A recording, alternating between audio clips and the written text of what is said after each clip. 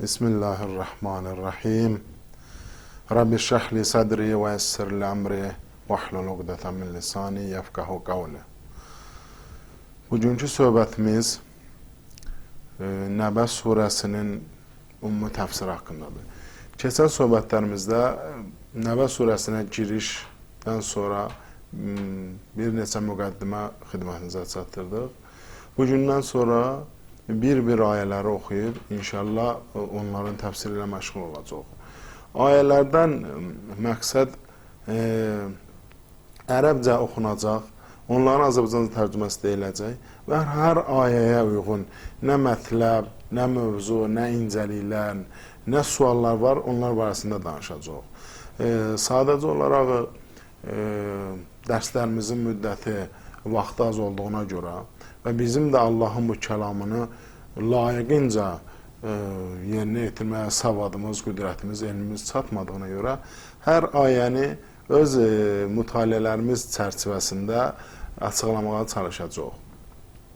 Bugündən sonra inşallah əziz müsəlman və Azəri dilli qardaşlarımız və bacılarımızın xidmətinə Nəbə surəsinin ayələrinin təfsirinə başlayırıq.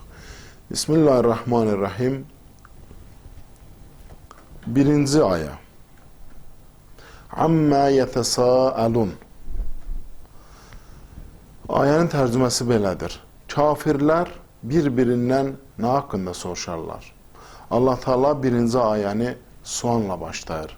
Bu sual təəccüblə doğru bir sualdır.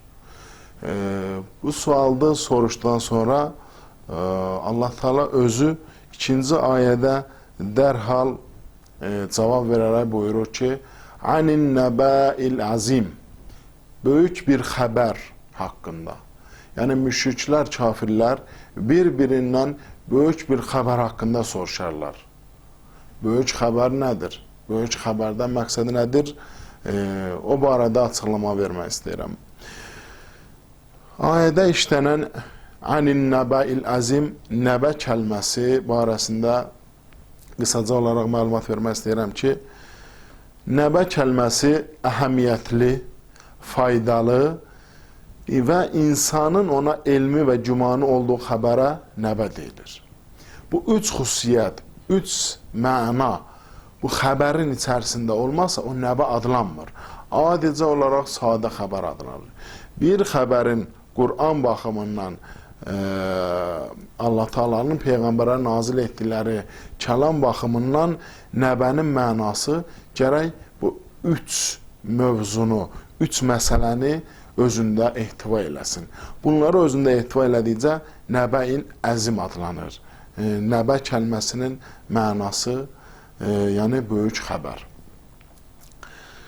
Bu ayədə, ikinci ayədə oxuduğumuz nəbəin əzim kəlməsindən məqsəd nədir? Nəbə kəlməsinin özü barəsində qısa məlumat verdikdən sonra indi isə nəbəin əzim, böyük xəbər nədir? Burada məqsəd nədir? Allahın məqsədi nədir? Bu kəlamı işlətmədən nəyi bizə çatdırmaq istəyir? Bu barədə təfsir alimləri müxtəlif fikirlərlə sürmüşlər. Bir qrup təfsirçilərimiz deyir ki, nəbəin əzimdən məqsəd, yəni qiyamət günüdür. Kafirlər, möminlər qiyamət haqqında bir-birindən soruşacaqlar. Digər təfsirçilərimiz deyir ki, Quranın nazil olması barəsindədir. Yəni, Quran nazil olandan sonra Məkkədə yaşayan müşriklər, kafirlər bir-birindən soruşmağa başladılar. Bu nədir? Nə cür nazil olub? Necə kitabdır? Məqsəd nədir? Nədir ki, cəmaatı özünə cəzb eləyir? Necə seyirkar, cazibəkar qüvvəyə malikdir? Bəzi alimlərimiz, təfsir alimləri deyir ki, nəbəyin əzimdən məqsəd usulü dindir. Onlar usulü dinin barəsində soruşurdular bir-birindən. Tohid haqqında, ədl haqqında, imamət haqqında, nübüvvət, peyğəmbərlik və məad haqqında soruşurdular. Digər təfsirçilərimiz isə bəzi rəvayətlərdən istifadə edərək buyururlar ki, bu ayədə nəbəin əzimdən məqsəd vilayət və imamət məsələsidir. onlar imamət və vilayət məsələsini haqqında bir-birindən soruşurdular. Yalnız bu təfsirlərdən hamısından məqsədə uyğun Nəbəin əzmindən məqsədin qiyamət və məad olması nəzərə çarpır. Çünki onlar ən çox məad məsələsini, qiyaməti inkar edirdilər. 3-cü ayə bu məsələyə gözəl işarə edir. Bu məsələ barəsində bizim fikrimizi təsdiqləyir ki, buyurur, Əlləzi hum fihi muxtəlifun. Elə bir xəbər ki, onun barəsində ixtilafdadırlar. Yəni, müşriklər böyük xəbər barəsində ixtilaf edirdilər. Bəzisi onu inkar edir, bəzisi qeyri-mümkün sayır, bəzisi az ehtimal, bəzisi şək-şübhə ilə yanaşırdılar. Burada bir sual yaranır. Əgər böyük xəbərdən deyiriksə, məqsəd qiyamətdirsə, kafirlər axı onu inkar edirdi. Bəs nə üçün 3-cü ayədə Allah Teala buyurur ki, elə bir xəbər ki, onun barəsində ixtilafdadırlar. Onun barəsində müşriklər ixtilaf edirdi, kafirlər eyni fikirdə deyirdilər. Biz cavab olaraq belə açıqlamaq istərdim ki, ilk olaraq məad və qiyamət məsələsi kafirlərin yanında ümumi şəkildə inkar edilmirdi. Kafirlər qəti şəkildə və mütləq şəkildə məadı inkar eləmirdilər. Onların böyük əksəriyyəti məadın olmasına və insanın öləndən sonra ruhunun yaşamasına inanırdılar. Lakin bir qrup müşriklərdən, kafirlərdən var idi ki, onlar cismani məadı inkar edirdilər. Deyirdilər ki, mümkün deyir ki, bizim cismimiz ölüb, çürüyəndən sonra təzədən həyata qayıtsın. Bu barədə qısa açıqlama vermək istəyirəm ki, insanın öləndən sonra qiyamətdə və məaddə dirilməsi neçə formadadır?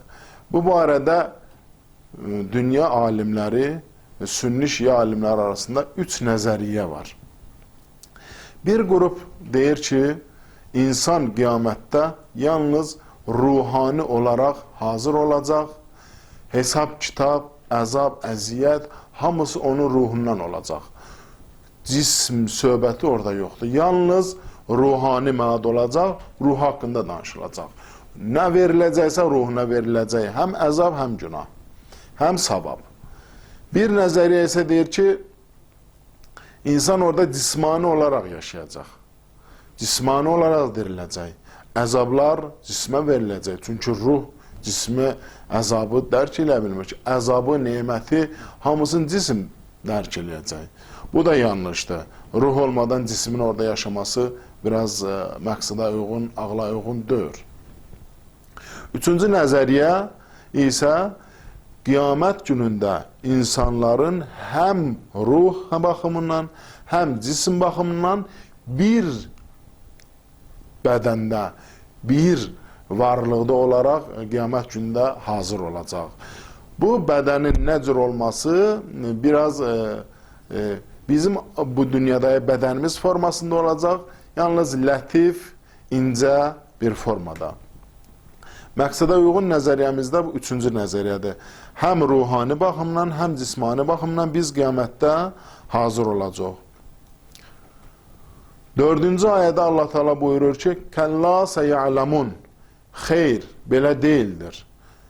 Tezliklə biləcəklər. Yəni, müşriklər inkar edir, şək-şübhə yanaşırlar. Deyirlər ki, qiyamət yoxdur. Xeyr, beləncə deyil. 5-ci ayədə yenə buyurur. Sümmə kəlla səyələmun. Yenə də xeyr, belə deyildir. Onlar tezliklə biləcəklər. Bu 2 ayə böyük xəbəri inkar edənlər üçün bir təhdiddir. Bir təhlükə siqnalıdır. Qiyamətdə ilahi əzab onları əhatə edən zaman həqiqətin nə olduğunu başa düşəcəklər. Və dünyaya qayıtmaq və orada yaxşı əməllər etməyə çalışacaqlar. Yaxşı əməllər etmək istəyəcəklər. Yalnız gec olacaq. Onlara bir daha o dünyaya bu dünyaya, o dünyadan bu dünyaya qayıdış izni verilməyəcək. Və öz əməllərinin cəzasını görəcəklər. Artıq gecdir. Heç kim o dünyadan bu dünyaya qayıtmayacaq. O dünya hesab günüdür. Əməl günü bu dünyada idi. Allah Teala bu qədər təkid edib məad məsələsinə. Böyük əhəmiyyət daşıyır bizim üçün. Ona görədir. Bəzi insanların, möminlərin, müsəlmanların fikrinə belə bir sual gəlir. Nə üçün məad məsələsi üzərində bu qədər durulur? Niyə bu qədər təkid olunur bu məsələyə? Cavab olaraq demək istərdim ki, insanları islah etməyin yolu, insanları islah etmək üçün ilk addım ondan ibarətdir ki, onlar hesab, kitab, sorğu, sual və sonradan bir məhkəmənin olduğuna inansınlar. Onlar bilməlidir ki, bu ilahi məhkəmədə ədalət hökm sürür. Rüşvət, qohumbazlıq yoxdur. Heç kəsə zülm olunmayacaq. İnsan bütün bunlara diqqət etdikdə, yatmış ruhu, vicdanı qəflət yuxusundan ayılır, onda məsuliyyət hissi yaranır. Etdiyi hər əmələ görə, istər yaxşı, istər pis, cavab verəcəyini anlayır. Belə bir iman onu günahdan saxlayır. Düşünəndə ki, yuxarıda vurğuladığımız məsələlər barəsində fikirləşəndə hiss eləyir ki, böyük məsuliyyət altındayam. Hesab kitab var, cavab verəsiyəm.